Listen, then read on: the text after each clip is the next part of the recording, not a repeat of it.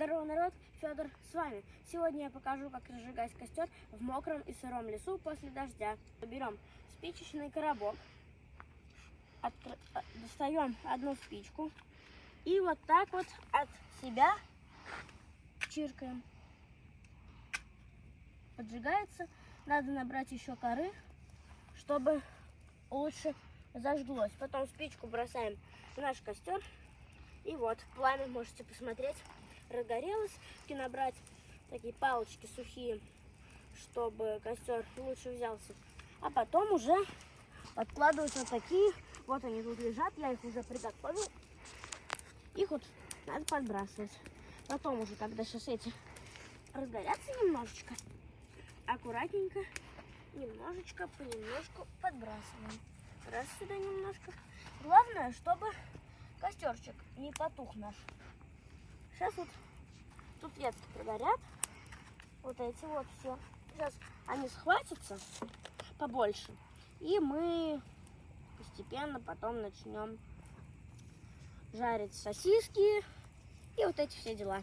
Мы набрали сухих палочек, подожгли костер.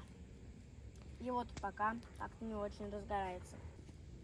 Ну вот, костер постепенно разгорелся, потому что мы все делали как надо, по правильной методе, и у нас все получилось.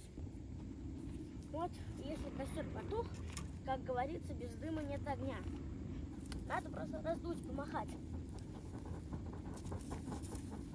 И тогда, вот видите, уже сразу результат заметен. После того, как я помахал, сразу вот разгорелось. Я говорил, что дрова сырые, поэтому приходится часто подмахивать, чтобы было вот так. Интересно, я такое люблю.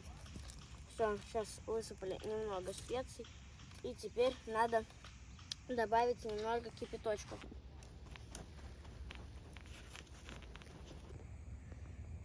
Теперь покажу, как правильно насаживать сардельку. Берем наш шампур, сделанный из дерева, и постепенно вот так протыкаем ее и выводим. И сейчас будем жарить. Только надо жарить не на дыму, потому что тогда она прокоптится и будет не очень полезная.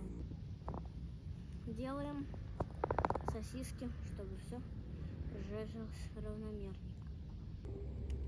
Наконец-то сарделька пожарилась. Она уже, правда, объеденная, но все равно вкусно. На свежем воздухе. Угу. На природе. На шампурах из невредящего какого-то там пластика, пенопласта, из обычных палочек, экологически чистых, и не вредят природе. Пришли на пикник, поели доширака, сардельки. Теперь переходим к десерту. Мусор, пожалуйста, за собой не оставляйте, а то потом опять придете на то же место, а там будет мусорная куча. И вам же самим не понравится сидеть в этой мусорной куче, и вы скажете: а кто это тут нагадил на моем месте? Греемся возле костра от него такой. От него тепло идет, отогреваем руки, ноги. В общем, хорошо на пикнике, особенно если возле воды, возле живописного водоема могут уточки плавать. Вот и подошел наш пикник к концу. Ставьте лайки, подписывайтесь на канал, если вам понравилось это видео. А также не забывайте оставлять свой комментарий, ведь вам не сложно, а мне приятно. Тушим наш костер обычной бутылкой из-под архиза, обычной воды. Но бутылку из-под архиза не оставляем, даже если вы ее опустошили после затушения костра. Ждем, пока дым пройдет. Тушим эти угли.